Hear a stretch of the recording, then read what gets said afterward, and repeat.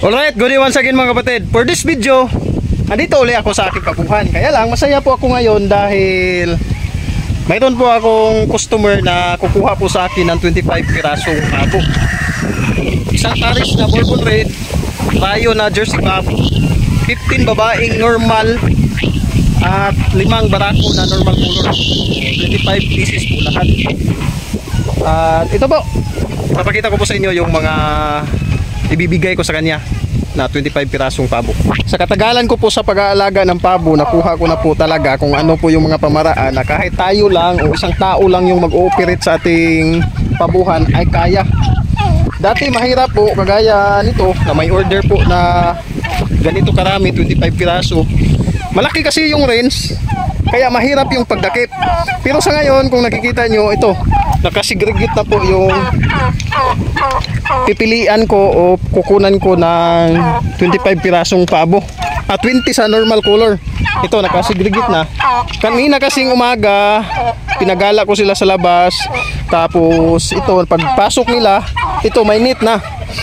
Kanina, siniparit ko na po yung ibang pabo na hindi kasali sa aking ibibigay sa ating customer mamaya. Ito, tatakpan ko muna para walang makatakas. So, kita nyo naman, last video ko po na binakuran ko na po ng cyclone wire yung aking range. So ito, nakasigregate na po. Ang babae dito, sobra po ito sa 15. Hindi ko pa sinigregate lahat. Kukuha na ako mamaya. Tapos ito, may 5 lalaki na po na nakaseparate. 1, 2, 3, 4, 5, 5. Tapos ang rest andun sa kabila. Ito, madali na lang ang pagdakip sa kanila mga kapatid dahil konting espasyo na lang po yung natira. Ayan, madali lang, kahit isang tao na lang yung mag-prepare. Kahit ako na lang mismo yung magdakip sa kailangan. Ayan, okay na. Kasi may kaunting espasyo po akong ginawa, exclusive para sa ganitong sitwasyon na kung sakaling may bibili, pwede kahit isang tao lang yung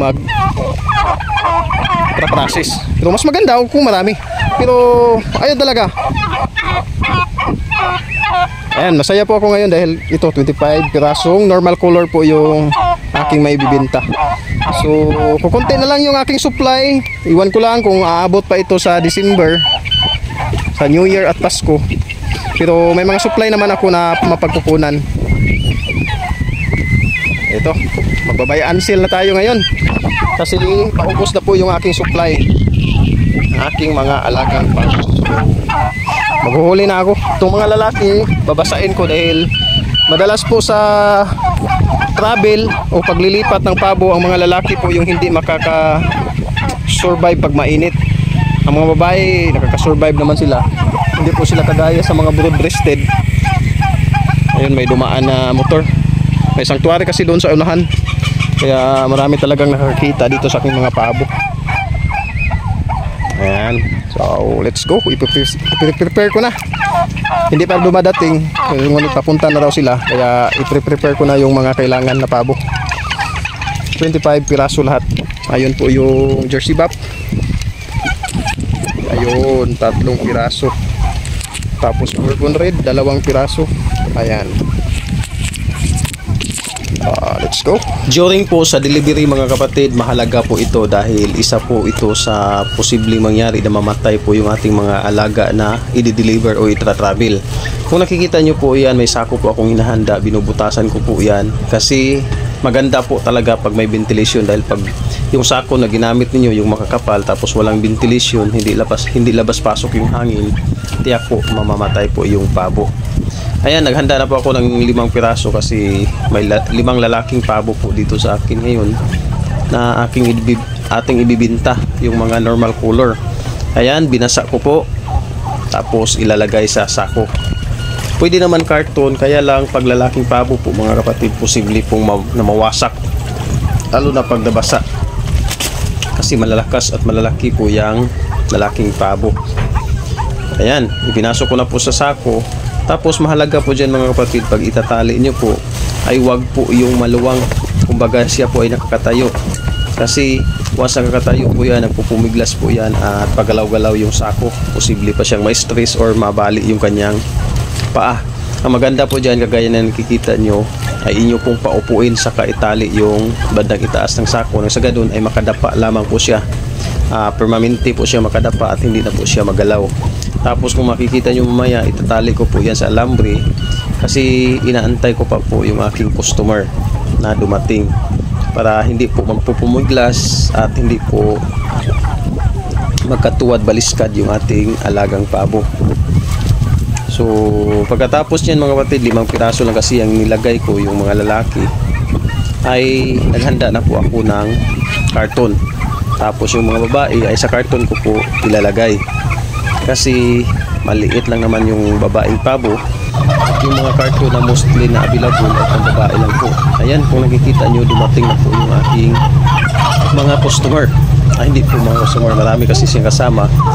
Tapos yung yan, kung nakikita nyo, pasensya na lamang po, parang magalaw po yung camera kasi hindi ko napagsabihan si Mrs. na i-activate yung stabilizer ng aking cellphone. Kaya ayan, magalaw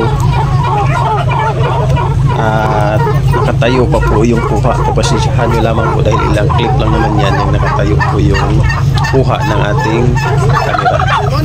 So itong nakikita nyo ay napagutusan lamang po talaga ito sila. Yung talaga may-ari ay nila pong amo. Nakikita nyo, ayan, yung 5 na yan, 2 Bourbon Red, 3 Jersey Buff. Tapos yung doon sa unahan, nasa labas na, ayun pong 20 piraso ang normal puno. Wala po ako ng panahon na yan kasi kumuha ako ng monthly de agua para ibigay sa ating customer. Humingi kasi sila. Ayan. 25 na tanan mo. 25 gina buo. Napkin 20 ka paandong ba? Okay.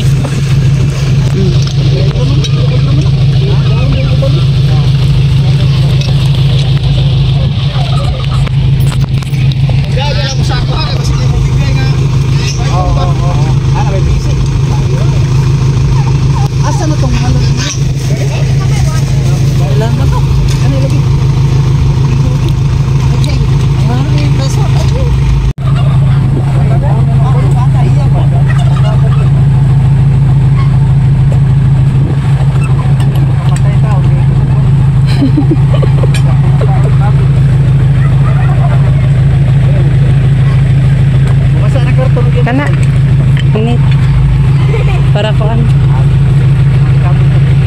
ayo sa kuan kani una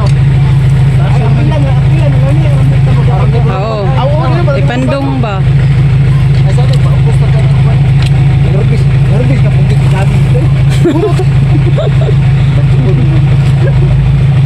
lang saging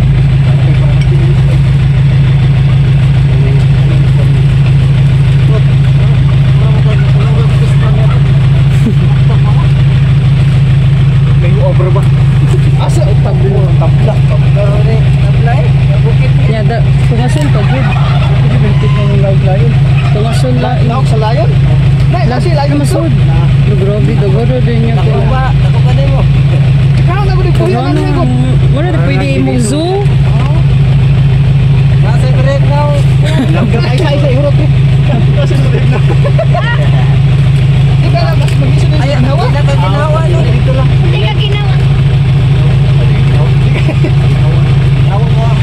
ay bugnaw man ng bani lima ka na gud sa tarina ko kung ginagdahon ay bugnaw man agad nila na nanay bani saging now yung bana na to man ha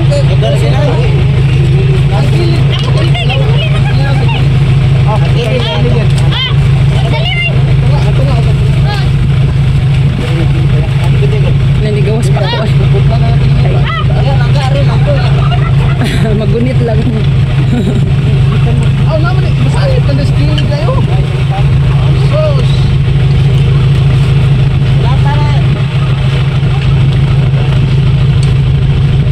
katla ito ta ay dito ay ginaharap ang lakaw kasi bulakaw na no problema ang tawag pa ayun ayan ang Jakarta mo diha mo pud yung sumayan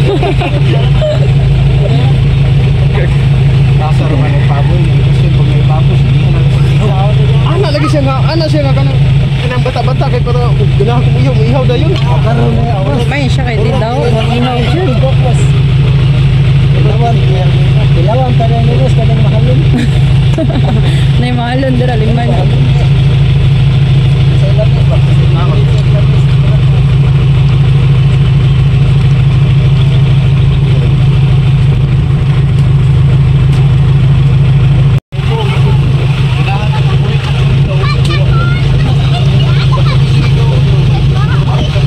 Grabe to ko kita daghan kita na siya kuan de. Susi tawag tawag.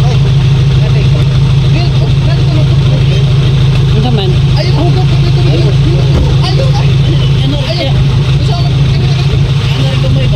Ay, sawilik era.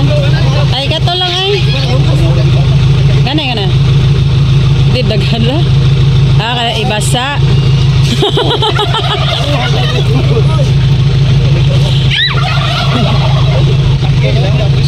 Oh, sakto kayo.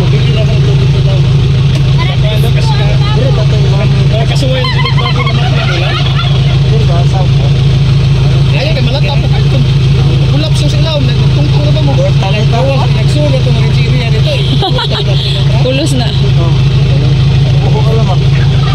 Nya. Sige, thank you. Salamat ninyo.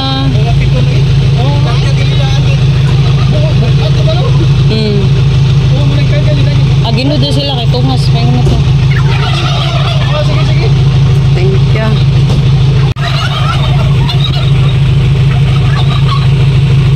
Babay na sa inyong kaubal. Babay mo pa po. Naman dito ang mahalon good sa sud. Na dito mahalon sa sud. Yan, agi pa so ng malan. Ayun na po mga kapatid. Nakuha na po yung 25 pirasong pabo. So ngayon, hindi na masyadong marami kasi nakunan, pero ayos lang. Kasi pwede na tayong mag-buy and sell sa ganitong sitwasyon. Kasi kukunti na lang yung supply. Ito po, ipapakita ko sa inyo yung ilang pirasong natira. Ayan na po sila, hindi na masyadong marami. Ando pa sa likod. Pero goods pa rin, marami pa ito. Tiba-tiba pa rin ito. Ayan, mayroon pa rin bourbon red dito. Nakunan ito ng 2 piraso kanina. So, ayan. Mayroon pa tayong available.